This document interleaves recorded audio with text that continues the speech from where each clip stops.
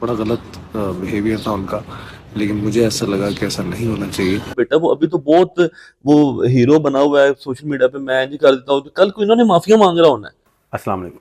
जैसे कि आप सब लोग जानते हैं कि रजब भट्ट का पहले पंगा हुआ था उमर भट्ट के साथ। वो झगड़ा बहुत बढ़ता गया और इतना बढ़ा कि एफआईआर तक जा पहुंचा। बट अभी वो बात पुरानी नहीं हुई थी कि फहद मुस्तफा साहब के पंगे ने एंट्री ले ली। अभी वो पंगा चल रहा है। क्यों हुआ, कैसे हुआ, बात अब क्या हो रही है और आगे चलकर क्या होगा, सब कुछ बताऊंगा डिटेल के साथ। और ऐसी बातें बताऊंगा जो शायद आपको अभी तक नहीं पता चली। उमर भट्ट के साथ जो पंगा हुआ था वो हुआ था टिकटॉक लाइव पे। और टिकटॉक लाइव पे और चले खुश रहे खानदान की लड़कियां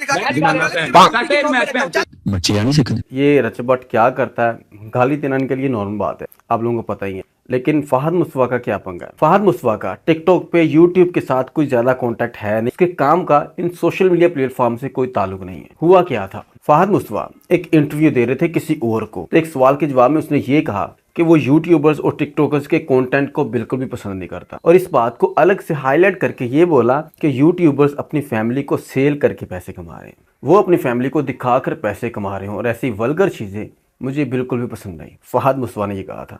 There is no such content. Everybody is selling their family. मैं वैसे इनकी बात कर रहा हूँ। देखिए बाकी तो कहानियां चले सेम ही है। कंटेंट क्या है, घर फैमिली बेच रहे हैं सारे बैठे हुए, मतलब क्या है, सुबह दोपहर शाम आज ये देखकर रजब भट्ट भड़क उठे और जवाब में ये कहा कि भाई फहद मुस्तफा को सीनियर एक्टर क्या, मैं तो एक्टर भी नहीं समझता। और ये बात भी किसी से ढकी छुपी नहीं है कि शोबिज़ इंडस्ट्री में काम किस तरह से मिलता है, क्या क्या होता है वहां पर। आपसे कोई बात छुपी हुई है कि ड्रामा में काम कैसे मिलता? नहीं।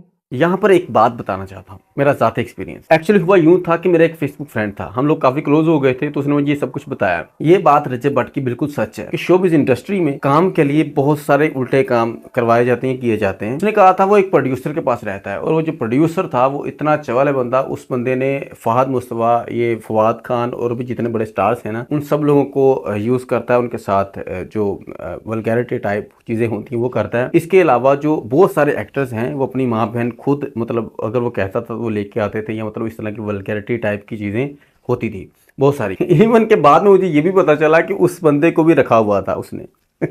इन शॉर्ट शोबिज़ इंडस्ट्री में सच में बहुत वल्गर चीजें होती हैं। क्योंकि मैं उस टाइम चाहता था कि मैं भी शोबिज़ इंडस्ट्री में एंटर करूं, उसी वजह से उस लड़के के साथ दोस्ती हुई थी। उसकी बहुत सारी वीडियोस थी, फोटोज थी उनके साथ, तो जाहिर एक कांटेक्ट बनाने के लिए कि चलो मैं भी एंटर होता हूं, तो इस वजह से कांटेक्ट किया था। बट बाद में जब पता चला कि यार ये जो शोबिज़ इंडस्ट्री है ये बहुत, यहाँ पर बहुत ज्यादा वल्गैरिटी है, तो मैंने इसे पीछे छोड़ दिया। तो रजब भट्ट ने जो बताया, अपने शो में बैठ के ना मुझे चाहिए लड़कियां, आई थिंक किसी हद तक बात सच्ची है। और बात करें फहद मुस्तफा की, तो उसने भी बात सही कही कि यार अपनी जो माँ बहन है वो दिखाकर पैसे कमाना भी कोई अच्छी बात नहीं है। रजब भट्ट ने एक और बात बोली है जो शायद बहुत डीप है कि मैं तो अपनी माँ बहन दिखाकर पैसे कमाता हूँ, लेकिन वो जो शो में सरेआम लोगों की माएँ और बहनों को दिखाता ही नहीं बल्कि उनके साथ और भी बहुत कुछ करता है, वो सही है। अपनी फैमिली नहीं सेल कर सकता, लेकिन हाँ लोगों की फैमिली सेल कर सकता हूँ। बाकी सब छोड़े, मुझे कमेंट्स में ये बताएं कि फहद मुस्तफा सही है, रजब भट्ट सही है, या दोनों के दोनों ही खराब। मुझे तो दोनों खराब लगते हैं कि दोनों ही अपनी अपनी जगह पर बस अपनी अपनी बात कर रहे हैं, लेकिन